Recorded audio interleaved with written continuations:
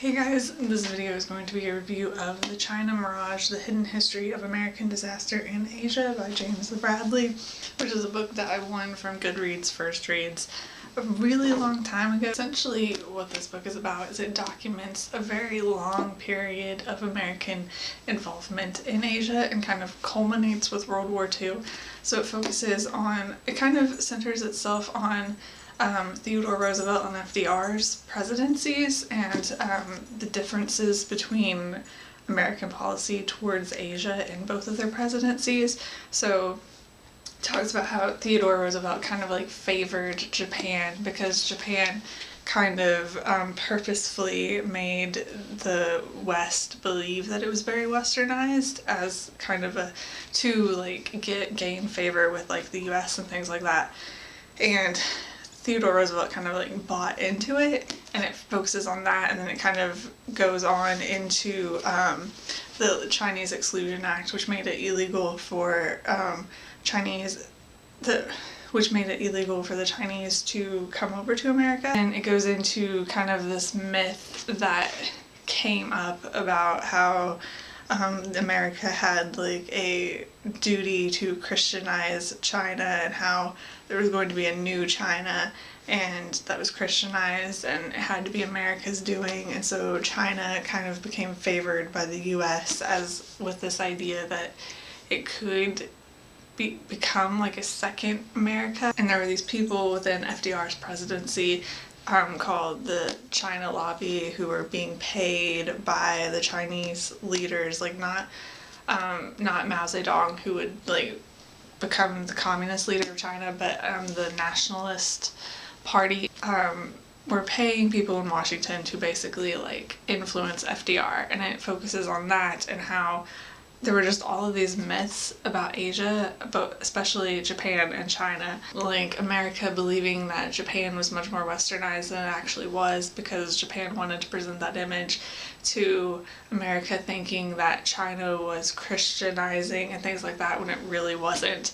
And focusing on how those myths that the American public like kind of clung to really made their dealings with Asia for a very long time completely disastrous. It eventually led to World War II because the China Lobby wanted America to fight Japan, and so kind of influenced everything that led to Pearl Harbor and America fighting Japan in World War II. A vague understanding of most of the stuff in this book, but I never really read anything about it in depth.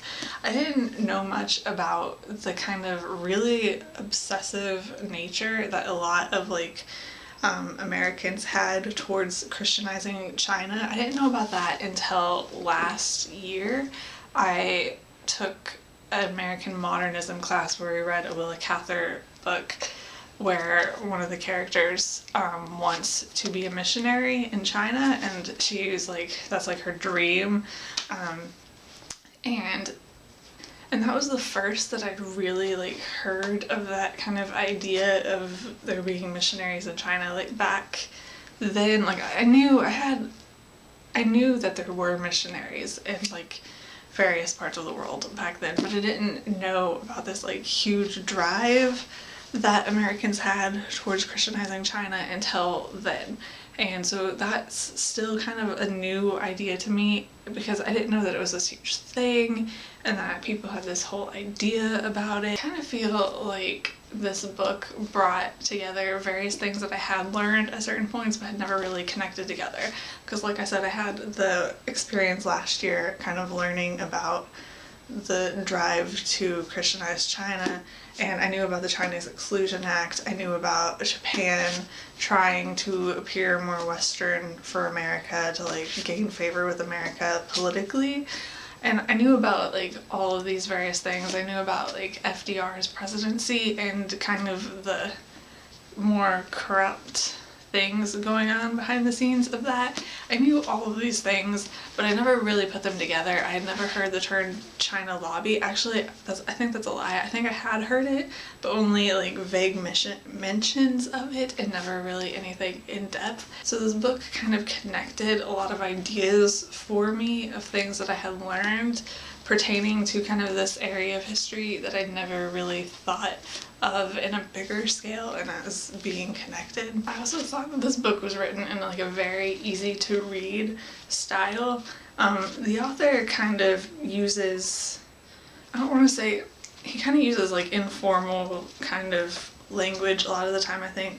And he has this thing where, I can't remember the exact term, but China has this idea, it's like a really ancient idea, foreign devils is what it is. So basically, okay, so it says the Chinese saw, I got really lucky opening exactly this part, but the Chinese saw these visitors as barbarians, more specifically as, I'm going to butcher the Chinese here, fan kuei, or foreign devils, second class vassals, pitiful in their desperation for Chinese knowledge and goods.